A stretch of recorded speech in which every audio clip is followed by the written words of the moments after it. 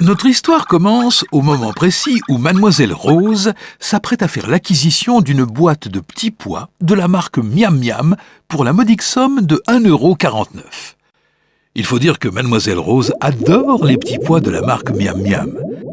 Ce qu'elle ignore, c'est que par ce geste d'apparence anodine, elle s'apprête à mettre en branle un mécanisme complexe et mystérieux que les professionnels appellent le circuit économique. Dans 3 minutes, vous saurez tout ou presque sur le circuit économique. Bon, reprenons au moment où Mademoiselle Rose passe à la caisse. Nous sommes ici à l'étape de la dépense. À peine sortis du porte-monnaie de Mademoiselle Rose, ces 1,49 € sont propulsés vers l'entreprise Miam Miam. C'est ici que se déroule l'étape suivante du circuit économique, la production. Madame Mauve, la chef comptable, accueille les 1,49 € de Mademoiselle Rose avec enthousiasme. C'est la 2073e boîte achetée aujourd'hui. Les affaires vont bien. Et comme on est le dernier jour du mois, Madame Mauve va verser leur paye à tous les salariés de l'entreprise. Et ça, mes chers amis, ce n'est ni plus ni moins que la répartition, c'est-à-dire le 3e temps du circuit économique. Prenons Monsieur Sian, par exemple, qui travaille à l'emballage. Monsieur Sian est impatient de toucher sa paye pour partir en vacances. Aussitôt son chèque en poche, il court s'offrir un billet pour l'Égypte à 359 €, si bien que nous voici revenus à l'étape de la dépense.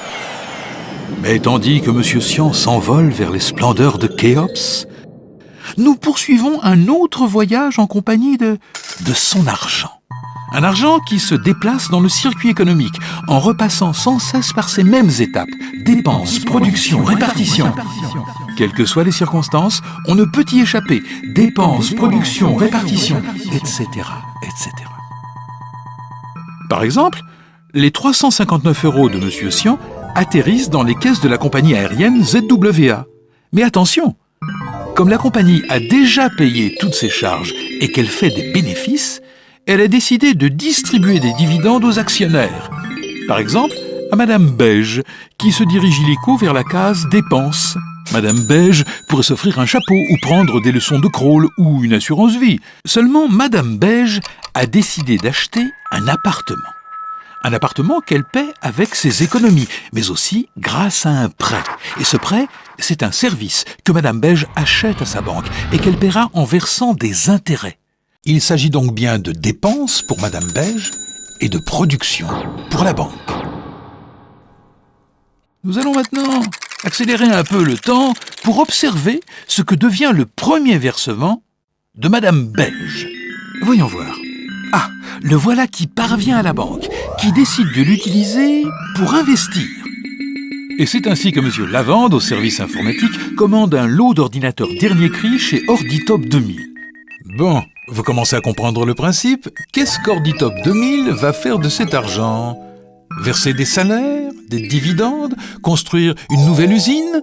Perdu ! Orditop 2000, comme tout le monde, va devoir payer ses impôts. Et avec les impôts qu'il perçoit, l'État fait exactement comme tout le monde. Il dépense. Par exemple, il construit une école et recrute un instituteur, Monsieur Prune, qui va produire un service public, de l'éducation, en échange d'un salaire qui lui permettra d'inviter Madame Prune chez Gino, le resto du coin, lequel investira dans une nouvelle poêle à frire, dont l'achat servira à payer Monsieur Ocre, qui se fera coiffer chez Rocktif, dont la propriétaire achètera un scooter bleu ciel. Dans le magasin de Mademoiselle Rose. Eh oui, celle-là même qui achetait des petits pois tout à l'heure.